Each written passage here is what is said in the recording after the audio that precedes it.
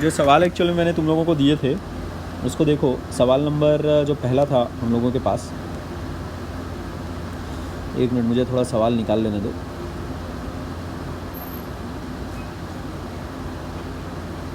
हाँ ठीक है। तो पहला जो सवाल है उसमें एक फोर्स दूसरी फोर्स के, अच्छा दो फोर्सेस लग रही हैं on a single body, what is the magnitude of total force acting on the body. तो ये चीज़ हम लोगों के पास हो जाएगी। Total force will be 3i cap, दोनों फोर्सेस को जैसे ही तुम एडअप कर दोगे plus 4j cap plus 2k cap, this will be your answer. ठीक है क्या, पहले का आंसर ये हो जाएगा। उसमें तो कुछ भी नहीं करना है। दो फोर्सेस अगर एक बॉडी पर लग रही हैं F1 और F2, तो रिजल्टेंट फोर्स कितनी लगेगी उस बॉडी पर, F1 प्लस F2 ये लगने वाली है। ठीक है, अच्छा तो पहले का आंसर अपने पास ये हो जाता है, चेक कर लेना।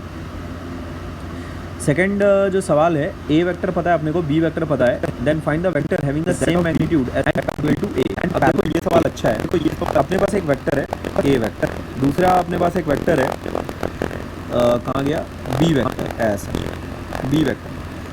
अब हम लोगों को ये चाहिए एक दूसरा वेक्टर अपने को निकालना है जिसका मैग्नीट्यूड तो बी वेक्टर के बराबर हो बट जो कि पैरेलल हो ए वेक्टर के। अच्छा तो यहाँ देखो, let the required vector be V vector, तो उसका एक मैग्नीट्यूड होगा, उसकी एक डायरेक्शन होगी। अब मैग्नीट्यूड हमारे पास कितनी दी हुई है, ए वेक्टर के बराबर, सॉरी बी वेक्टर के बराबर, हाँ। तो उसका जो मैग्नीट्यूड है वो बी वेक्टर के बराबर होगा। बी वेक्टर का जो मैग्नीट्यूड है वो कितना है, बी लिखेंगे ना उसको ऐसा, magnitude of B vector is written as ऐसा। ठीक है, अच्छा तो अपना जो रिक्वायर्ड वेक्टर है उसका जो मैग्नीट्यूड है वो कितना हो गया अपने पास, ये। ठीक है क्या, बी, और जो उसकी डायरेक्शन है वो किसके बराबर है, पैरेलल टू ए है ना, तो ये वाली डायरेक्शन जो है ए कैप है, तो ये ए कैप उसकी डायरेक्शन हो गई। ठीक है, तो जो रिक्वायर्ड वेक्टर है वो इस डायरेक्शन में है, उसकी जो लेंथ है वो बी यूनिट्स है, और जो उसकी डायरेक्शन है वो ए कैप है। The required vector is B A cap. अब बी कैसे निकालेंगे अपन, मैग्नीट्यूड कैसे निकालेंगे बी वेक्टर का, B vector is nothing but 7i cap plus 24j cap. अच्छा तो इसका जो मैग्नीट्यूड होगा b, हमें ये पता है कि वो चीज़ कैसे निकाली जाती है।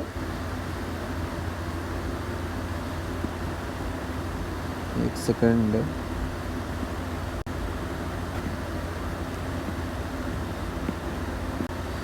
तो b का जो मैग्नीट्यूड होगा वो हो जाएगा 7/√ऑफ,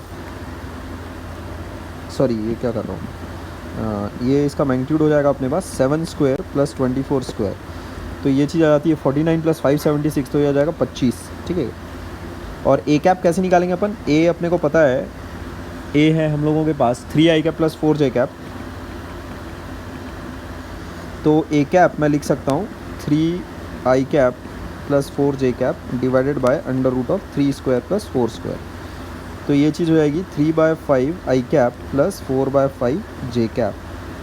अच्छा तो ए कैप आ गया मेरे पास ये, तो वेक्टर हो जाएगा मेरे पास रिक्वायर्ड, उसका मैग्नीट्यूड हो गया 25 यूनिट, और जो उसका ए कैप और जो उसकी डायरेक्शन है वो हो गई 3/5 i cap plus 4/5 j cap, ऐसा। तो ये हो जाएगा मेरे पास 5, अगर मैं कॉमन अगर बाहर निकाल लेता हूँ तो बचेगा मेरे पास ये पूरा 5 कॉमन निकाल के कैंसिल कर लेना। ठीक है क्या, तो ये चीज़ हो जाएगी 5 बाहर निकाल के 3i cap plus 4j cap, ये हो गया मेरा आंसर। या फिर तुम इसको ऐसा भी लिख सकते हो चाहो तो 15i cap plus 20j cap, ऐसा। ये हो गया अपना रिक्वायर्ड वेक्टर v।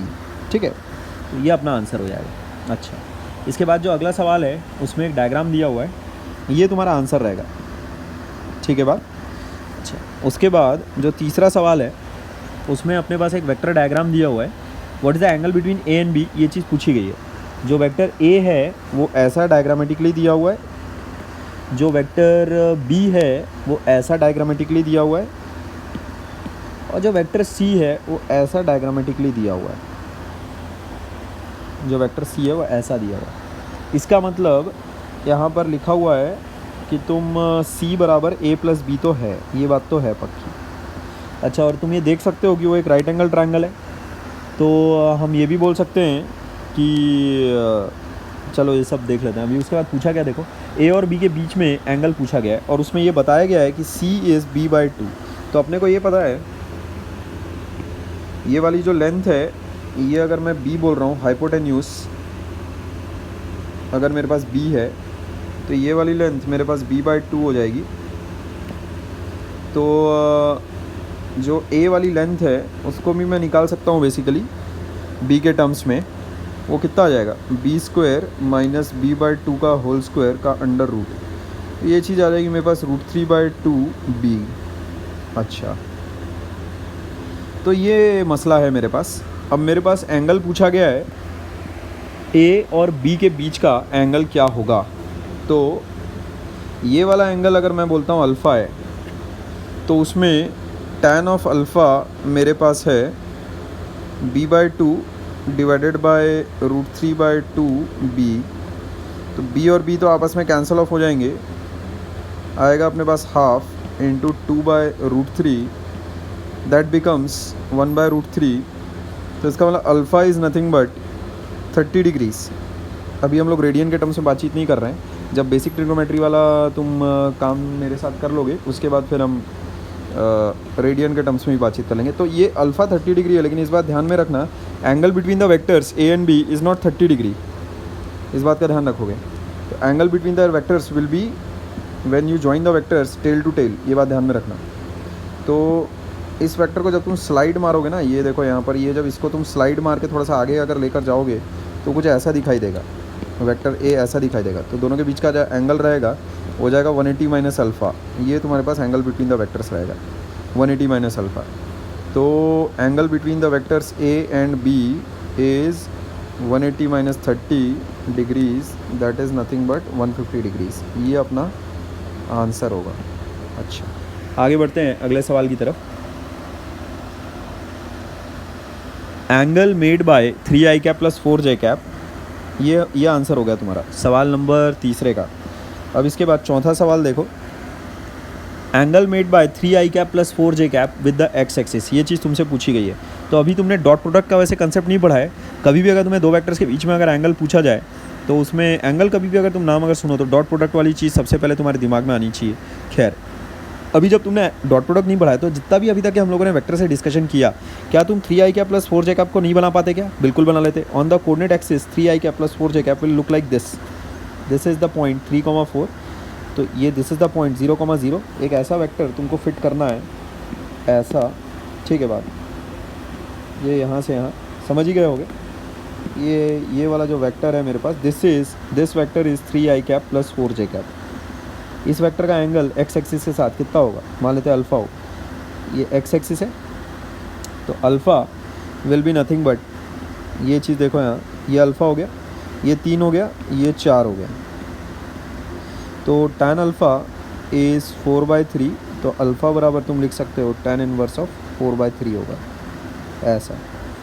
तो अभी से ये चीज़ थोड़ा ध्यान में रखना। ये जैसे 5 हो गया अपने पास, साइन अल्फ़ा हो गया 4/5, कॉस अल्फ़ा हो गया 3/5, कॉस ऑफ 37 डिग्री इज़ 4/5। ये बात ध्यान में रखना। This you should remember, sine 37 is 3/5।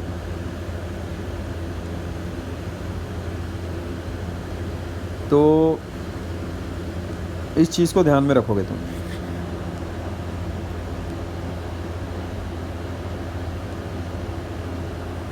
अच्छा, इस चीज़ को ध्यान में रखना अपने को। तो अभी यहाँ पर तुम देख सकते हो अपने पास cos 37 अगर 4/5 है तो मैं ऐसा लिख सकता हूँ sin 53 बराबर 4/5 होगा। तो अल्फ़ा इसका मतलब 53 डिग्रीज़ है। ये बात ध्यान में रखना थोड़ा। अल्फ़ा अभी अपने पास 53 डिग्री है। ये जो 3 और 4 का कॉम्बो दिख रहा था ना मेरे को tan का, tan अल्फ़ा अगर 4/3 है तो ये स्टैंडर्ड एंगल्स हैं, ये तुम्हें पता रहना चाहिए। आगे से इस चीज़ का ध्यान रखोगे तुम। मैं बस इस वैल्यू को ध्यान में रखता हूँ, बाकी सारी ये भी निकाल लेता हूँ, फिर उसके बाद फिर ये भी निकाल ही लेता हूँ मैं। तो cos 37 इज़ 4/5। आगे से ये वाली वैल्यू ध्यान में रखोगे तुम, आगे से मरते दम तक एकदम, ठीक है क्या? इस चीज़ को एकदम अपने दिमाग में ठूस लो। तो इसका आंसर हो जाएगा अपने पास tan inverse 4/3, that will be 53 degrees. अच्छा, अभी इस फॉर्मेट को लेकर ज़्यादा चिंतित नहीं होना है। tan इनवर्स 4/3 ये जो लिखा हुआ है, इस चीज़ को लेकर ज़्यादा चिंतित नहीं होना है। ये एक ऐसा एंगल है जिसका टेंजेंट कितना है तुम्हारे पास, इसका टैन कितना है 4/3 है, बस इतना तुमको ध्यान में रखना है। अच्छा आगे पांचवा जो सवाल है उसमें लिखा है 3 फोर्सेस हैं A B and C are acting on a body which is kept at equilibrium, find C. इसका मतलब क्या हो गया, इक्विलिब्रियम जो वर्ड है इसका मतलब होता है that F net is zero, net force if net force is acting on a body, if the resultant of all the forces acting on a body is zero then that body is said to be in equilibrium। तो उस पर A force लग रही है, उस पर B force लग रही है और उस बॉडी पर C फोर्स लग रही है, तो अगर वो बॉडी इक्विलिब्रियम में है इसका मतलब A plus B plus C कितना होगा अपने पास 0। तो इससे A की वैल्यू जब तुम पुटअप करोगे 1 1 1, B की वैल्यू जब पुटअप करोगे 2 - 1 कितना 3 प्लस C, ये चीज़ हो जाएगी 0। इसका मतलब ये नोटेशन क्या है, यहाँ पर ये चीज़ लिखी हुई है आई कैप प्लस जे कैप प्लस के कैप, ये नोटेशन क्या है 2i कैप माइनस जे कैप प्लस 3k कैप। तो ये वेक्टर्स हैं, ये बात ध्यान में रखना, पॉइंट्स नहीं है। तो मैं पॉइंट्स को भी वैसे ही लिखता हूँ जैसे वेक्टर्स को लिखता हूँ, तो इस चीज़ से जितना जल्दी यूज टू हो जाओ उतना अच्छा है। ये वेक्टर्स हैं, ये बात ध्यान में रखना, नॉट पॉइंट्स। लिखे पॉइंट्स की तरह है क्योंकि लिखना है इस नोटेशन में आसान होता है, कैलकुलेशन ज़्यादा तेज़ी से होती है। तो 3 0 और 4 प्लस C बराबर 0, इसका मतलब C equals to minus of 3 0 4, इसका मतलब C अपने पास हो जाएगा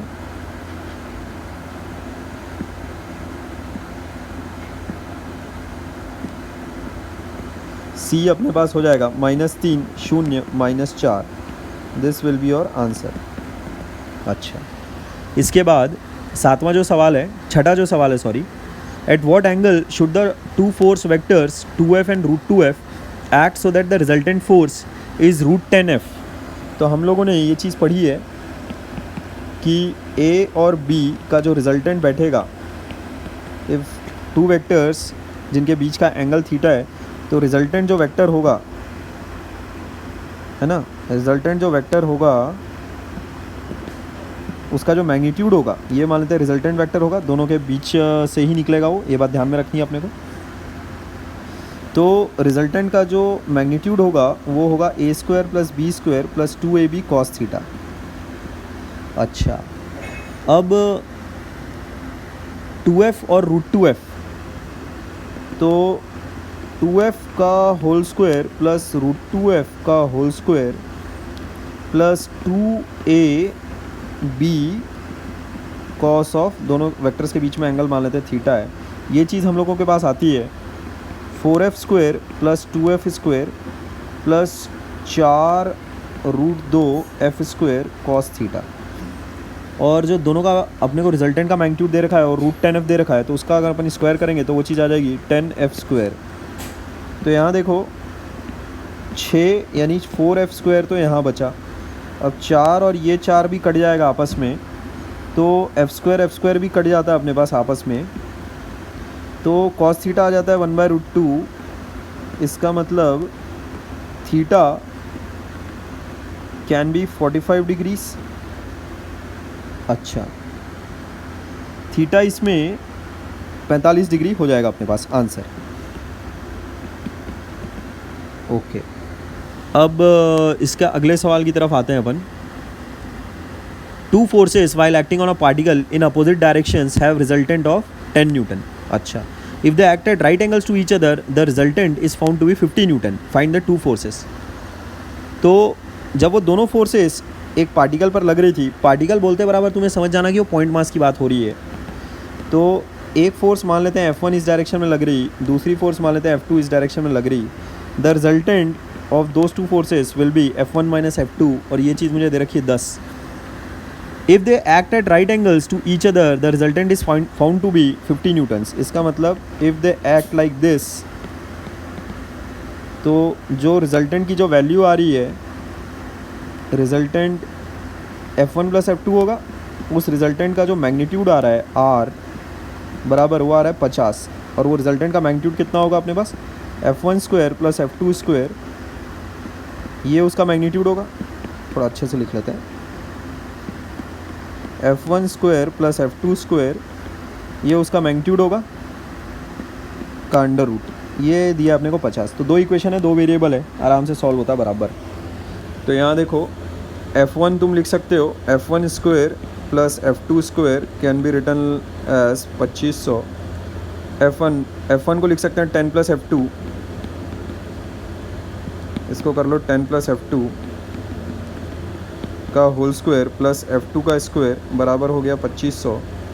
इसका मतलब 100 प्लस F2 का square plus 20 F2 plus F2 का स्क्वायर दैट बिकम्स 2500। तो 2AB। अच्छा, तो ये हो जाएगा अपने पास, बहुत सारा कैंसलेशन होने की यहाँ स्कोप है। पहले तो इसको कर लेते हैं 2F2 स्क्वायर प्लस 20F2 और ये हो जाएगा अपने पास 2400। तो पहले दुक्की को तो काट लो, 10 हो गया, ये हो गया 120, 1200। अब इसको कैसे कर लेंगे अपन, ये चीज़ हो जाएगी अपने पास F2 square plus 10F2 minus 1200। तो 30-40 कर लो और क्या है ना, F2 square plus 40F2 minus 30F2 minus 1200, ये हो गया अपने पास 0। F2 plus 40 minus 30 F2 plus 40, ये हो जाता है अपने पास 0। इसका मतलब F2 माइनस 30 F2 प्लस 40, ये चीज़ हो जाती है 0। इसका मतलब F2 होगा या तो 30 या तो F2 होगा माइनस 40। F2 तो मैग्नीट्यूड है तो ये हम लेंगे, इसको रिजेक्ट करेंगे। F2 मैग्नीट्यूड है ना, तो नेगेटिव तो आ नहीं सकता। तो F2 हो जाता है अगर 30, तो F1 इससे आएगा F2 प्लस 10, यानी F2 हो जाएगा 40 ऐसा। तो F1 और F2 के मैग्नीट्यूड्स हमारे पास आ गए। उस सवाल में पूछा है उन magnitudes find the two forces, तो टू फोर्सेस का मैग्नीट्यूड बेसिकली पूछ रहा है। तो F1 आएगा तुम्हारे पास 40 न्यूटन, यूनिट्स के साथ आंसर बताना बहुत ज़रूरी है, और F2 आ जाएगा अपने पास 30 न्यूटन। यही रिलेशनशिप था ना, F1 बराबर 10 प्लस F2। हाँ ठीक है, चलो तो ये हम लोगों के पास आंसर आ जाता है अपना। अच्छा, 8वां सवाल देखो, two forces each equal to F/2 act at right angle, their effect may be neutralised by a third force acting along their bisector in the opposite direction, what is the magnitude of the third force. तो थोड़ा सा common sense अगर लगाएं तो यहाँ देखो, ये है अपने पास एक फोर्स F/2, ये अपने पास है F/2 नामक दूसरी फोर्स। अच्छा, they act at right angle, दोनों फोर्सेस इक्वल हैं and they act at right angle, their effect may be neutralised by a third force acting along their bisector in the opposite direction. तो इन दोनों का जो resultant होगा उसको पहले निकालो और जस्ट उसके अपोजिट उतना ही रिजल्टेंट का एक अपोजिट डायरेक्शन में एक फोर्स लगा दो। तो इन दोनों का रिजल्टेंट कितना होगा देखो, वो होगा just exactly along their bisectors. ये बात ध्यान में रखना कि दो वेक्टर्स अगर समान ताकत के अगर हैं, दोनों का मैग्नीट्यूड अगर समान है, तो जो रिजल्टेंट होगा वो दोनों वेक्टर्स के अलॉन्ग द एंगल बाइसेक्टर होगा। ये बात ध्यान में रखना। अच्छा, इस चीज़ को प्रूव भी किया जा सकता है, मैं थोड़ी देर में करके दिखा देता हूँ। अभी देखो, जो दोनों का रिजल्टेंट आएगा वो कितना आ जाएगा तुम्हारे पास, ये 45 डिग्री होगा, है ना, ये भी 45 डिग्री होगा, और दोनों का जो रिजल्टेंट आएगा अपने पास वो आ जाएगा रिजल्टेंट आ जाएगा हम लोगों के पास F/2 प्लस F/2 का होल स्क्वायर का अंडर रूट। ये आ गया अपने पास रिजल्टेंट। ये रिजल्टेंट रहेगा हम लोगों के पास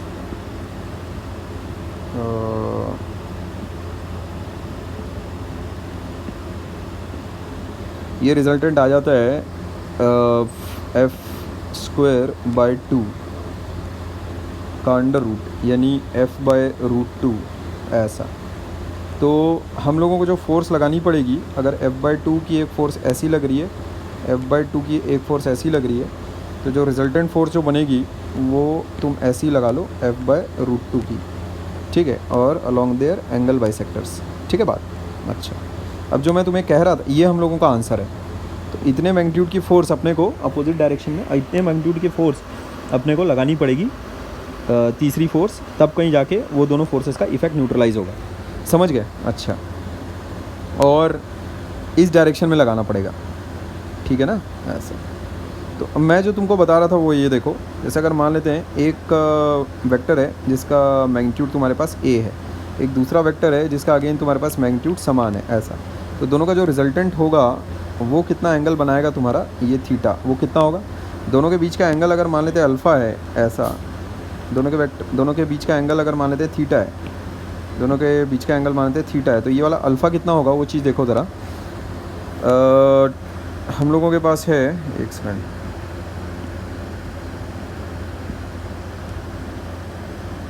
जो रिजल्टेंट का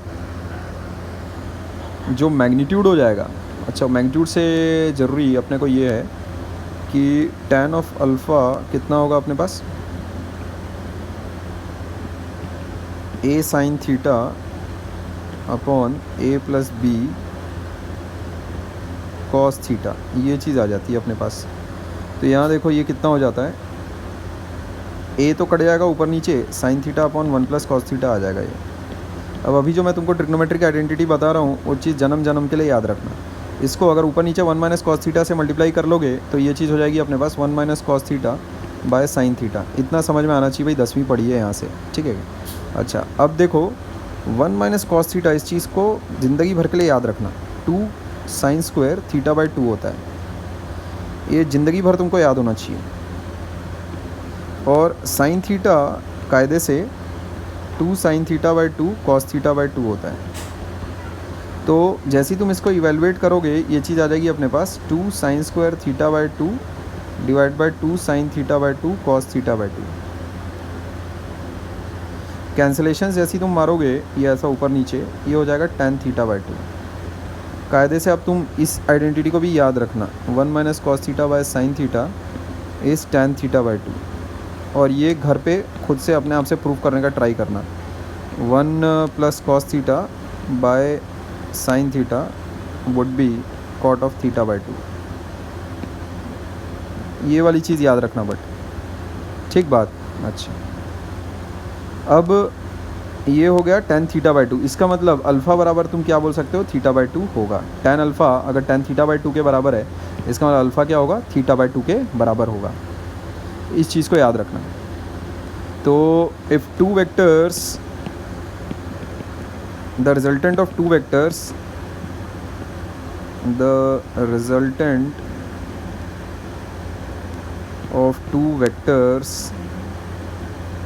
of equal magnitude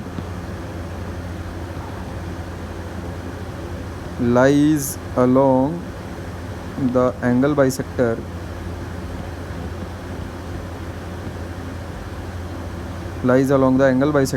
of those two vectors। इस बात का तुम ध्यान रखोगे, इस बात का तुम्हें ध्यान रखना है। अच्छा आगे अगला सवाल देखते हैं।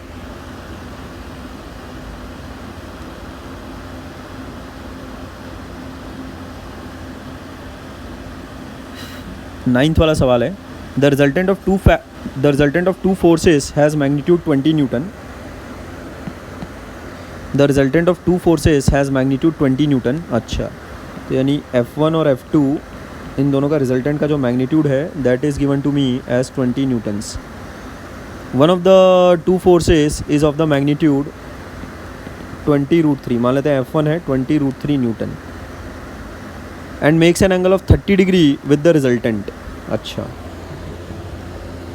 तो F1 और F2 मान लेते हैं हवा में ऐसे स्पेस में ऐसे अलाइंड है, F1 और F2 ऐसे हैं, और जो रिजल्टेंट है वो तुम्हारा एंगल बना रहा है 30 डिग्री का। द रिजल्टेंट ऑफ, कहाँ गया वो, हाँ, the resultant of the two forces has magnitude इतना, one of the forces is इतना and makes an angle of 30 degree with the resultant. तो सब कुछ लिख लिया मैंने। What is the magnitude of the other force, F2 की value निकालनी है बेसिकली इस इंफॉर्मेशन के साथ। F2 कितना होगा इसको निकालना अपने को कायदे से। अच्छा तो दोनों वेक्टर्स का जो मैग्नीट्यूड है वो है तुम्हारे पास 20। तो रिजल्टेंट का एक्चुअल में जो मैग्नीट्यूड है वो अपने को पता है। तो ये तो यार काफ़ी साधारण और आसान सा सवाल लग रहा है मेरे को। यहाँ देखो मान लेते हैं F2 का जो मैग्नीट्यूड है दैट इज़ F2 ओनली, ये F2 है।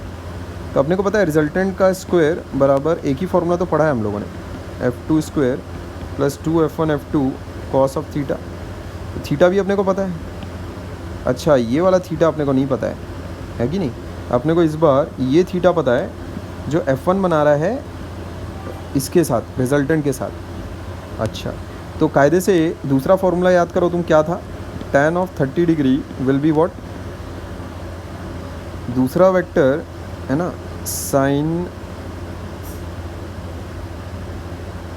कितना होगा ये, जैसे अगर अपने पास ये एक वेक्टर है ए, ये एक वेक्टर है बी और ये रिजल्टेंट है कि नहीं, तो उसमें ये जो अल्फ़ा होता है, ये tan अल्फ़ा कितना होता है, ये होता है b sin theta upon a plus B cos theta. इससे कुछ अपने को मदद अगर मिल जाए तो अच्छी बात है। तो ये खाली अपने को दे रखा है। अच्छा, तो tan अल्फ़ा, तो f2 दोनों के बीच का एंगल अपन मान लेते हैं थीटा है, f2 sin theta upon f1 plus f2 cos theta. ये चीज़ आ रही है, पर इससे तो कोई ख़ास मदद मिलेगी नहीं। अच्छा, मिल जाएगी, मदद मिल जाएगी। ये दो इक्वेशंस हैं हम लोगों के पास, एक और ये दो, ऐसा। लेकिन एक्चुअल में इन इक्वेशन से काम करने से अच्छा मैं इससे एक दूसरा अच्छा तरीका तुमको इसका बता सकता हूँ। उसके लिए मुझे थोड़ा सा तुम्हें चीज़ें कुछ और सिखानी पड़ेगी। अच्छा चलो, खैर जो जितना हम लोगों को आता है उसी से इस सवाल को करने की कोशिश करते हैं। तो F2 का मैग्नीट्यूड तो बाबा अपने को पता है नहीं। उसमें देखो tan ऑफ 30 यानी इतना हो जाएगा वो F2 sin theta upon F1 plus F2 cos theta. F1 कितना है अपने पास, 20√3 है, प्लस F2 कॉस थीटा। तो साइन थीटा और कॉस थीटा के बीच में अपने पास एक रिलेशनशिप और आ गया है। तो यहाँ देखो, इससे हम क्या बोल सकते हैं, इससे यार सवाल में वैसे गंदगी मच गई है। 20√3 plus F2 cos theta will become √3 F2 sine theta. अब इससे मैं बोल सकता हूँ F2 और साइन थीटा कॉस थीटा में भी इक्वेशन आ गई ना, ये गंदगी मच गई यार यहाँ पर। अच्छा, अब दूसरा इक्वेशन देखें अगर, तो R का जो मैग्नीट्यूड है वो मुझे दे रखा है 20। तो इससे देखते हैं इस इक्वेशन से क्या आता है अपने पास।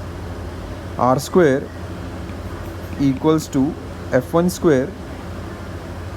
स्क्वायर हो जाएगा, कहाँ गया F1, 20√3 का whole square plus F2 square अपने को पता नहीं है, प्लस 2F1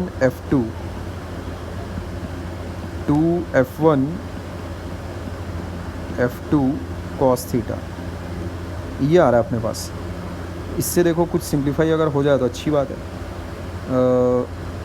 ये हो गया 400, ये हो गया हम लोगों के पास 20√3 यानी 403 1200 plus F2 square plus 40√3 F2 cos theta. तो ये तो बहुत ही गंदा भोकाल आ रहा है यार, ठीक है क्या। और इस इक्वेशन से भी कुछ खास ऐसी मदद मिल नहीं रही है। तो इसके लिए थोड़ा सा अपने को ब्रह्मास्त्र एक्चुअल में चलाना पड़ेगा। देखो उसने लिख कर क्या दिया है हम लोगों को कि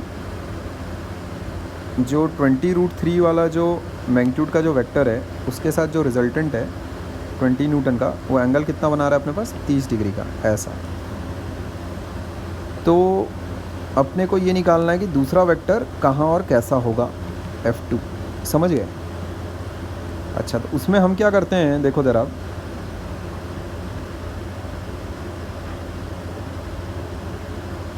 मैं एक काम जो तुम्हें अगले लेक्चर में सिखाने वाला था उसको थोड़ा सा अभी सिखा देता हूँ, हल्का सा, है ना। मेरे को पहले निकालना क्या है, जैसे F2 है, ये F2 है कहीं पर, ये F2 मेरे को फाइंड आउट करना है, इसका मैग्नीट्यूड कितना होगा। अच्छा, अब देखो भला इसमें काम कैसे करोगे।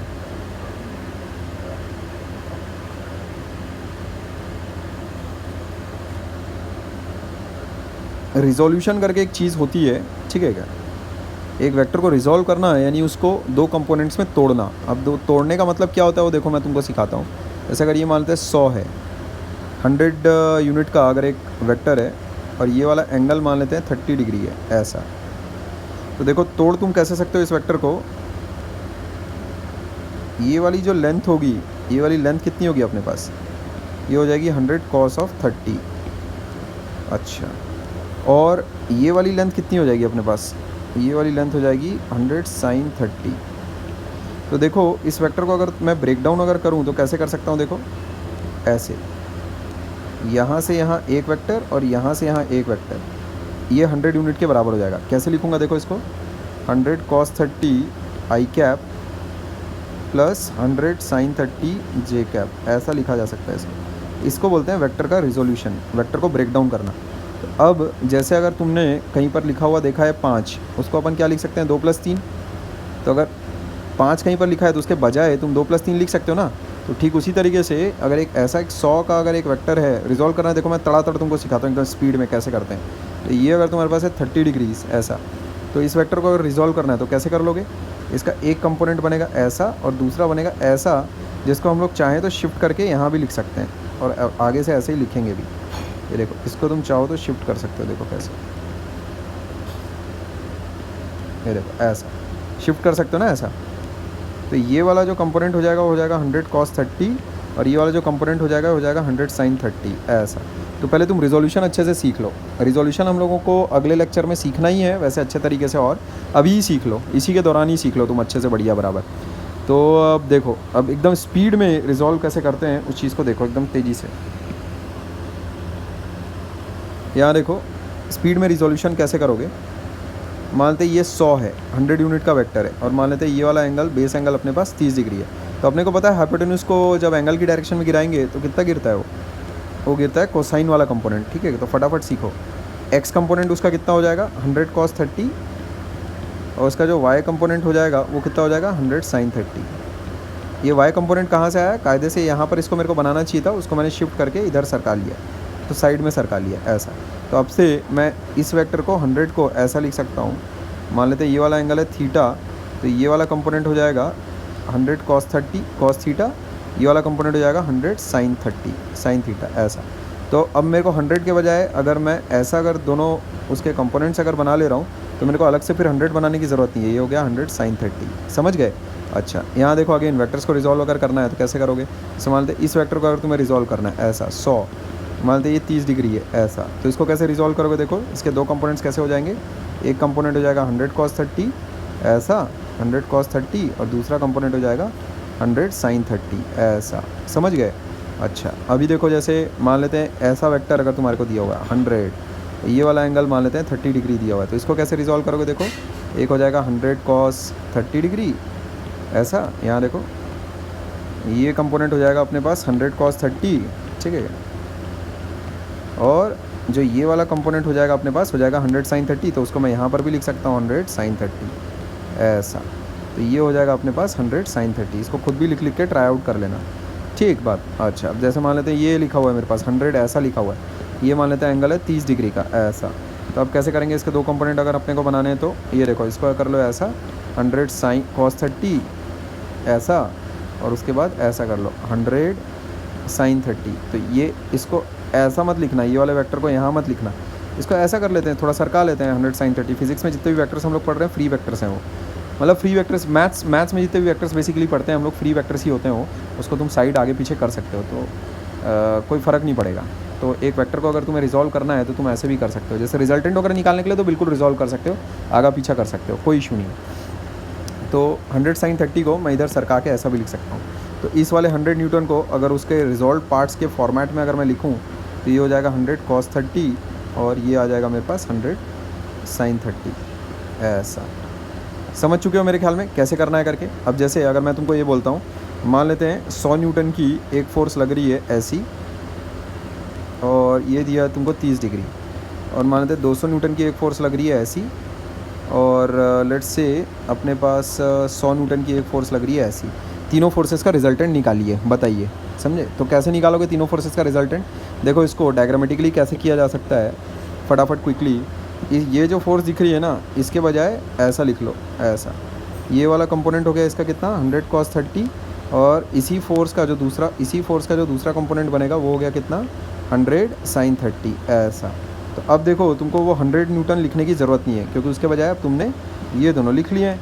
अब देखो एडिशन सब्ट्रैक्शन कितना आसान हो जाता है। 100 cos 30 इज़ वॉट 100 √3/2 ऐसा, तो कितना हो गया 50 √3। 50 को √3 यानी 1.7 से अगर मल्टीप्लाई करोगे तो 100 से तो ज़्यादा ही होगा। तो x में तुम्हारा x डायरेक्शन में नेट फोर्स कितना बन रहा है, इस डायरेक्शन में देखो कितना है अपने पास, इस डायरेक्शन में है 50 √3, और इस डायरेक्शन में देखो अपने पास कितना है 100। तो 50 √3 लगभग कितना होता है 50 का अगर तुम 1.7 से अगर मल्टीप्लिकेशन करोगे 50 का अगर तुम 2 से मल्टीप्लिकेशन करते तब वो ना 100 होता। तो अभी 100 तुम्हारे पास बड़ा है, इसका मतलब तो रिजल्टेंट किस डायरेक्शन में रहेगा, ऐसा रहेगा। तो इसको रिजल्टेंट ऐसा लिख लो, ठीक है। तो ये दोनों के बजाय यहाँ देखो, ये और इसके बजाय अब मैं इस चीज़ को लिख सकता हूँ, समझ गए क्या? ऐसा ये एक वेक्टर लिख सकता हूँ। जैसे अगर ये यहाँ मेरे पास 2 रहता है, यहाँ 4 रहता, तो इसके बजाय तुम क्या लिखोगे, ऐसा 2 लिखोगे ना। दोनों का रिजल्टेंट एक ही डायरेक्शन तो है दोनों, समझे? अपोजिट डायरेक्शंस में है भले, लेकिन अलॉन्ग द सेम लाइन ही तो है, तो उसका रिजल्टेंट तो ऐसे ही कर सकते हो तुम, जोड़ घटाव करके। अच्छा, अब देखो 100 sin 30 is nothing but 50 sin 30 is half ना, ये दिस इज़ हाफ। तो 100 sin 30 इज़ नथिंग बट 50। तो ये ऊपर है 50 और नीचे है 200, तो ये दोनों के बजाय मैं क्या कर सकता हूँ, नीचे कर सकता हूँ 150 ऐसा।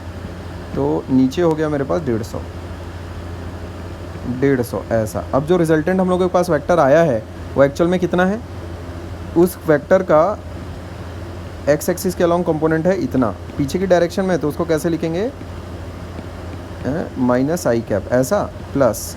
अब देखो ये नीचे के डायरेक्शन में, तो इसको कैसे लिखेंगे, 150 माइनस जे कैप ऐसा। तो रिजल्टेंट वेक्टर इज़ दिस। अगर कोई तुमको बोले कि ये जो इनिशियली अपने को जो वेक्टर्स दिए हुए थे ना, इनिशियली अपने को क्या सिस्टम दिया हुआ था, ऐसा 100 है ना, 50 और 100 ऐसा दिया हुआ था, और ये वाला एंगल दिया हुआ था 30 डिग्री है। इसका रिजल्टेंट अपने पास कितना आ रहा है, देखो ये आ रहा है अपने पास। क्लियर है बातें? किस तरीके से रिजल्टेंट मैंने निकाला, ये चीज़ तुम समझ गए हो, है ना? अच्छा, इसी चीज़ को एक बार और वापस से रिप्ले कर करके 3-4 बार देखना अच्छे तरीके से। जिस स्पीड में मैंने एक्चुअल में ये चीज़ें तुम्हें बताई है, अब ये चीज़ें इतनी आसान है, पर वो उसके लिए आसान है जो ये इन सारी चीज़ों में उठता बैठता है। अभी तुम एकदम से ताज़ा इस चीज़ को देखे हो, रिजोल्यूशन वाला जो काम है, इसी चीज़ को विस्तार से हम लोग अगले लेक्चर में पढ़ेंगे।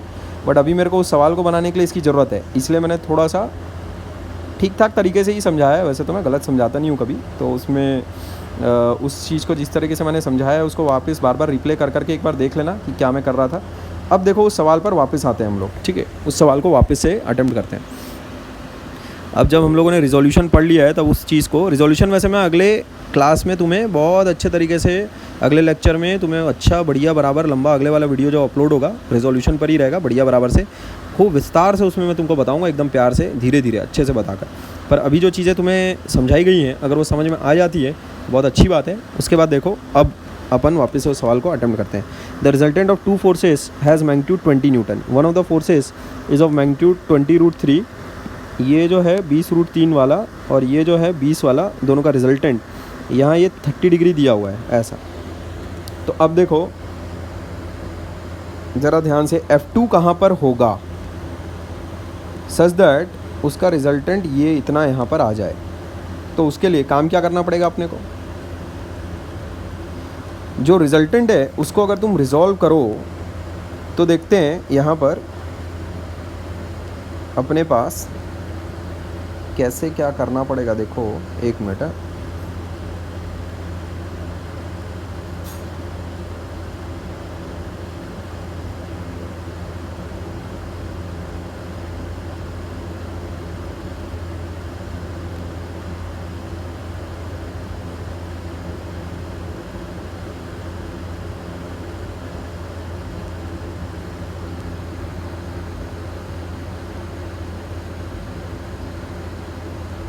देखो जो रिजल्टेंट है हम लोगों के पास, उसको अगर मैं देखूं तो उसका x कंपोनेंट कितना है मेरे पास, 20 cos 30, और उसका y कंपोनेंट कितना है मेरे पास, वो है, कहाँ गया ये, 20 sin 30। अब मैंने x और y एक्सिस कैसी ले लिए, x एक्सिस मैंने इसको ले लिए, इसके अलॉन्ग मैंने x एक्सिस ले लिए, और उसके परपेंडिकुलर ये मेरा y एक्सिस हो गया, ऐसा मैंने रख लिया। ठीक बात? तो ये मेरा रिजल्टेंट बनना चाहिए, ये चीज़, ये मेरा रिजल्टेंट बनेगा। अब देखो मेरे पास ऑलरेडी इस डायरेक्शन में कौन सा वेक्टर है, 20√3 तो मेरे पास ऑलरेडी है। ये चीज़ किसके बराबर हो जाती है, ये चीज़ हो जाती है 10√3 के बराबर। यानी अपने को इसमें ऐसा क्या जोड़ना पड़ेगा सच दैट ये आ जाए, प्लस F2 वेक्टर करना पड़ेगा ना, ये वाला वेक्टर प्लस F2 वेक्टर जब जुड़ेंगे तब अपने पास ये आना चाहिए रिजल्टेंट। तो देखो F2 वेक्टर में उसका जो x कंपोनेंट होगा वो 10√3 ऐसा होगा ही होगा, तभी तुम ये देखो, इसमें जब ये वाली चीज़ जुड़ेगी तभी देखो ये वाली चीज़ आएगी, समझ गए? ठीक है, एक्स कंपोनेंट में जो F1 वेक्टर है वो तो है ये वाला, और रिजल्टेंट देखो एक्स डायरेक्शन में कितना आ रहा है, कुछ कम आ रहा है। इसका मतलब जो F2 का एक्स कंपोनेंट है वो एक्चुअल में अपोजिट डायरेक्शन में है, और 10√3 पीछे की तरफ। अब देखो जो अपने पास रिजल्टेंट में ये वाला कंपोनेंट है, ये तुम कैसे जनरेट करोगे? ये इस वाले वेक्टर से तो बनेगा नहीं, F2 से ही बन रहा है। इसका मतलब F2 को इसको देना पड़ेगा। ये कितना है, 10 है, F2 को इसको देना पड़ेगा, ये हो जाएगा F2। समझ गए? तो देखो जो मैंने किया है, मैं एक बार और तुम्हें रिवाइज करवा देता हूँ। अपने पास क्या है, ये है 20√3, जो रिजल्टेंट जो है वो है 20 न्यूटन का, और 30 डिग्री बना रहा है। अब देखो मैं एक्स और वाई एक्सिस ऐसे ले लेता हूँ। ये हो गया मेरा एक्स एक्सिस, ये हो गया मेरा वाई एक्सिस, ये हो गया मेरा वाई एक्सिस। देखो रिजल्टेंट जो मेरे पास आ रहा है, जो मेरे पास क्या आ रहा है, देखो F1 प्लस F2 है मेरे पास रिजल्टेंट। अच्छा, डायग्रामेटिकली अगर इसको मैं तुम्हें दिखवाऊँ तो देखो F1 है मेरे पास 20√3 प्लस F2 मेरे को पता नहीं है कि क्या होगा, समझे? ये अपने को पता नहीं है कि क्या होगा, बराबर ये किसके बराबर आ रहा है, देखो रिजल्टेंट के बराबर आ रहा है। ये वाली डायरेक्शन देखो, वही मैं बना देता हूँ, ये देखो डायरेक्शन ये ऐसा है। तो रिजल्टेंट देखो क्या आ रहा है, ये ऐसा है 30 डिग्री, F2 के साथ है, सॉरी F1 के साथ है। उसको तुम रिजॉल्व कर लो, ये 20 न्यूटन का है ना, इसको जैसे तुम रिजॉल्व करोगे, अभी मैंने इतना तुम्हें लंबा चौड़ा रिजोल्यूशन के बारे में बताया, तो इसको रिजॉल्व तो तुम कर ही लोगे। तो ये हो जाएगा 20 cos 30 यानी कि 20√3/2, और इसका जो y कंपोनेंट आएगा दैट वुड बी 20 हाफ। तो y कंपोनेंट आ रहा है 10 और ये आ जाए 10√3 ऐसा। अब देखो इसको थोड़ा सिंप्लीफाइड में पिक्चर तुम दिखाता हूँ।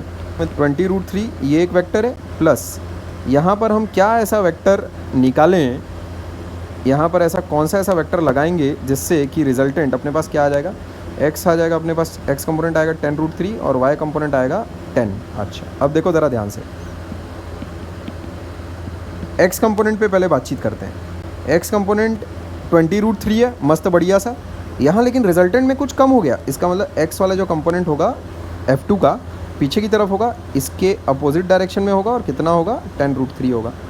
तभी देखो x डायरेक्शन में जब ये और ये जुड़ेंगे तब रिजल्टेंट ये आ जाएगा, ठीक बात। अच्छा, अब देखो इसके पास तो y कंपोनेंट में देने के लिए कुछ है ही नहीं, लेकिन फिर भी यहाँ पर y कंपोनेंट में 10 है। इसका मतलब वो y कंपोनेंट कहाँ से आया है, F2 से आया है। तो F2 मेरे पास आ गया है। किस लॉजिक से के थ्रू मैंने F2 निकाला वो मेरे ख्याल में तुम्हें समझ में आ गया होगा। तो F2 जो वेक्टर है दैट इज़ 10 और ये हो गया 10√3। तो जो F2 का मैग्नीट्यूड रहेगा और जो उसका एंगल वगैरह रहेगा वो सब कुछ हम लोग अब निकाल सकते हैं। What is the magnitude of the other force, हमसे ये पूछा गया है। तो उसका जो मैग्नीट्यूड होगा वो कितना हो जाएगा अपने पास, 10² प्लस 10√3 का होल स्क्वायर का अंडर रूट, ये उसका मैग्नीट्यूड होगा रिजल्टेंट का, F2 का। समझ गए? ऐसा। तो ये मैं तुम्हें समझाया हूँ, इसलिए मुझे इतना टाइम लग गया बनाने में, ना इसको मैं खटाखट, मैं जब उस सवाल को बना भी रहा था तो रिजोल्यूशन के ज़रिए उसको मैं खट से 1 मिनट के अंदर वैसे बना लेता, इतना बड़ा ऐसा कुछ है नहीं। 100 प्लस 100 × 3 ये हो जाएगा 300 का अंडर रूट, यानी कि उसका मैग्नीट्यूड हो जाएगा तुम्हारे पास 20 न्यूटन। ठीक है बात? अच्छा, आगे देखते हैं आखिरी सवाल। The sum of the magnitudes of 2 vectors is 18। इसका मतलब सम ऑफ द मैग्नीट्यूड्स का मतलब ये होता है, सम ऑफ द मैग्नीट्यूड्स, ऐसा, sum of the magnitudes of 2 vectors is 18। The magnitude of their resultant is 12, यानी the magnitude of their resultant is 10, ऐसा लिखा हुआ है, सॉरी 12, 10 नहीं 12। If the resultant is perpendicular to one of the vectors, then find the magnitudes of the 2 vectors। अच्छा, हे प्रभु, तो यहाँ देखो F1 प्लस F2 अपने को कितना दिया हुआ है, दोनों का जो मैग्नीट्यूड है